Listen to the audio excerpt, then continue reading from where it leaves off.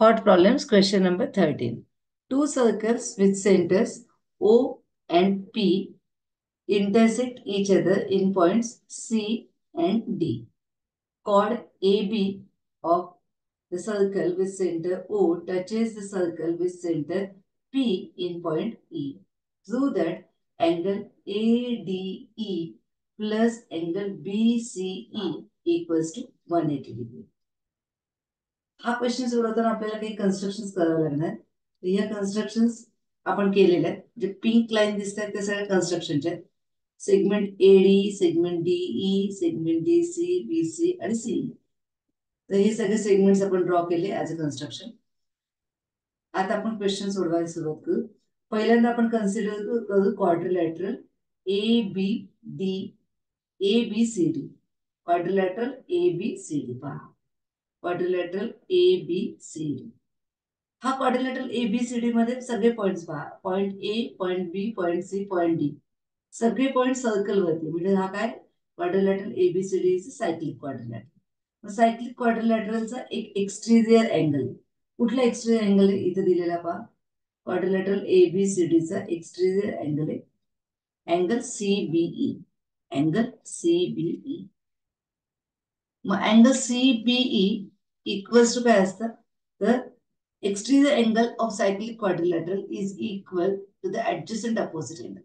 म्हणजे adjacent च्या opposite काय आहे अँगल ADC.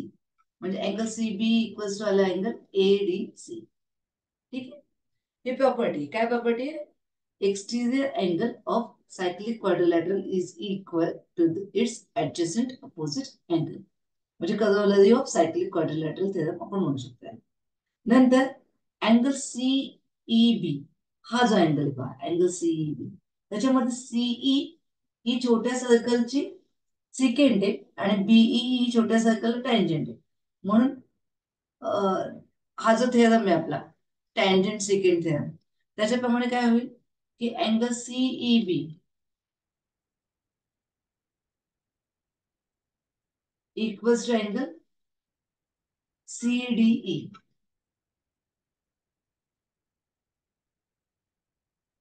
ओके. मग आता आपल्याला पाहिजे अँगल. आता पहा हा अँगल ADC घ्या आणि अँगल CDE घ्या.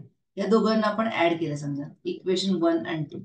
तर काय होईल angle CBE plus angle CEB equals to angle ADC plus angle CDE. मग आपण ह्याच्यामध्ये CBE आहे CEB आहे. तर ट्रायंगल सीबीई जर बघितला तुम्ही ट्रायंगल सीबीई हे पहा हा ट्रायंगल सीबीई या ट्रायंगल मध्ये आपला अँगल बी घेऊन झालाय सीबीई अँगल सीबी पण घेऊन झालाय एकच अँगल घ्यायचा राहिला अँगल बीसी. मग आपण काय करू adding angle BC to both sides. Angle B आपण तो ऍड करू angle CBE plus angle CEB plus angle BCE. एका साईडला ऍड केलं दुसऱ्या साईडला पण ऍड करावं लागेल. मग दुसरी साईड काय ADC plus CDE plus BCE. मग आता ह्याची सम किती असते sum of angles of triangle is equals to काय असतं 180 डिग्री. आता अँगल एडीसी पहा आणि अँगल सीडीई पहा. एडीसी हा आहे आणि सीडीई हा आहे. मग या दोघांची जर टोटल केली तर बाय अँगल ऍडिशन प्रॉपर्टीने हे दोन अँगल जेव्हा आपण ऍड करू तेव्हा होतील ते अँगल एडीई आणि प्लस हा angle BCE as it is. म्हणजे आपल्याला जे प्रूव्ह करायचं होतं angle ADE plus angle BCE equals to 180 degree. Hence proved. Okay.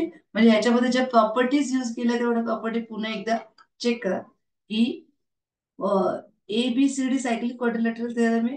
Cyclic क्वाड्रिलॅटरलचा अँगल सीबी एक्सटेरियर अँगल आहे. एक्सटेरियर अँगल हा जो असतो तो त्याच्या ऍडजस्टंट अँगलच्या ऑपोजिट इतका असतो. म्हणजे exterior angle of cyclic quadrilateral is equal to the adjacent opposite angle. Adjacent opposite angle काय एडीबी सॉरी एडीसी. आणि इकडे आपण बीई टँजंट आहे आणि सी बीई टँजंट आणि सीई सिकेंड आहे. तर त्याच्यामुळे आपल्याला टँजंट सिकेंड थेरमने काय होतं, angle CE B equals to angle CDE.